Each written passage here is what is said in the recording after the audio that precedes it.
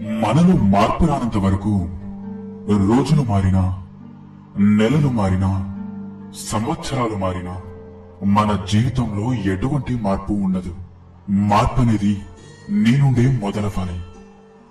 మనల్ని కన్న తల్లిదండ్రులు మనకేమిస్తున్నారు అని ఆలోచించడం మాని, మనం వాళ్ళకేమిస్తే సంతోషపడతారు అని ఆలోచించండి.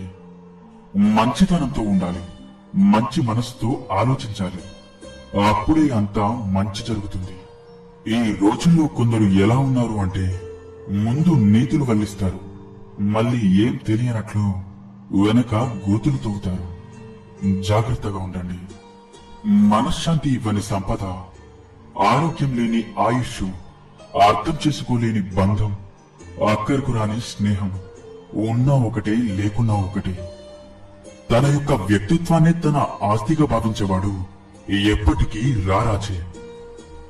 సాటి మనిషికి సహాయం చేయలేని వారు భగవంతుడిని బంగారు పూలతో పూజించిన వ్యర్థమే. భగవంతుడు మన క్షేమం కోసమే కొన్ని బంధాలను దగ్గర చేస్తాడు, మరికొన్ని బంధాలను దూరం చేస్తాడు. దగ్గర చేసిన బంధాలను అలుసుగా చూడకండి, అలాగే దూరమైన బంధాల కోసం ఎప్పుడూ ఆరాటపడకండి. కష్టపడి కొండ ఎక్కితేనే అందమైన దృశ్యాన్ని చూడగలవు.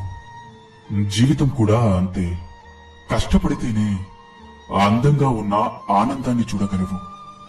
నీ బ్రతుకు తెరువు కోసం ఎన్ని విన్యాసాలైనా చెయ్యి, కానీ ఎదుటివారి బ్రతుకు వినాశనం కావడానికి నువ్వు మాత్రం అస్సలు కారణం కాకు. గతం గురించి ఆలోచించి భవిష్యత్తును పాడు చేసుకోవడం మూర్ఖుల యొక్క లక్షణం. చేజారిన ప్రతి నిమిషాన్ని భూమిపై ఉన్న ఏ సిరి సంపద కూడా తిరిగి ఇవ్వలేదు.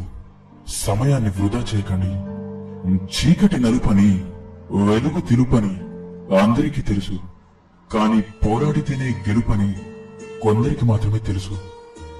మనిషి పుట్టుక నుండి మరణం వరకు సాగే ప్రయాణమే జీవితం. చూడగలిగితే ఇక్కడ ప్రతిదీ అద్భుతమే. మీ శత్రువుపై కోపంతో రగిలిపోకండి. మీ ఎదుగుదలను చూసి తనే రగిలిపోయేలా చేయండి. మీ ఎదుగుదలను చూసి ఎదుటివారు ఏడుస్తున్నారంటే అది వారి సమస్య అవుతుంది, మీ సమస్య అస్సలు కాదు. దృష్టిలో పెట్టుకోకండి, మనసు పాడు చేసుకోకండి. విజయాల వైపు అడుగులు వేస్తూనే ఉండండి. చదువు ద్వారా సంస్కారం నేర్చుకున్నవాడు, అనుభవాల ద్వారా గుణపాఠం నేర్చుకున్నవాడు జీవితంలో ఎప్పటికీ ఓడిపోడు.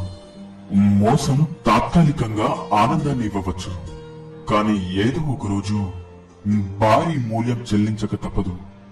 ఆలోచించి మాట్లాడే మాటల్లో అబద్ధం ఉంటుందేమో, కానీ ఆవేశంతో మాట్లాడే మాటల్లో నిజం మాత్రమే ఉంటుంది. కోపంలో వచ్చిన మాటను పట్టుకుంటే మనసు విరిగిపోతుంది. అదే ఆ కోపం వెనుక ఉన్న బాధను తెలుసుకుంటే ఆ బంధం నిలబడుతుంది. నిర్ణయం మీదే. గడిచిన కాలం చాలా బాగుంటుంది, ఎందుకంటే మళ్ళీ తిరిగి రాదు కాబట్టి. రాబోయే కాలం అందంగా ఉంటుంది, ఎందుకంటే నచ్చినట్టు ఊహించుకుంటాం కాబట్టి. ప్రస్తుతం మాత్రం కష్టంగా ఉంటుంది, ఎందుకంటే అనుభవిస్తున్నాం కాబట్టి. కాదంటారా?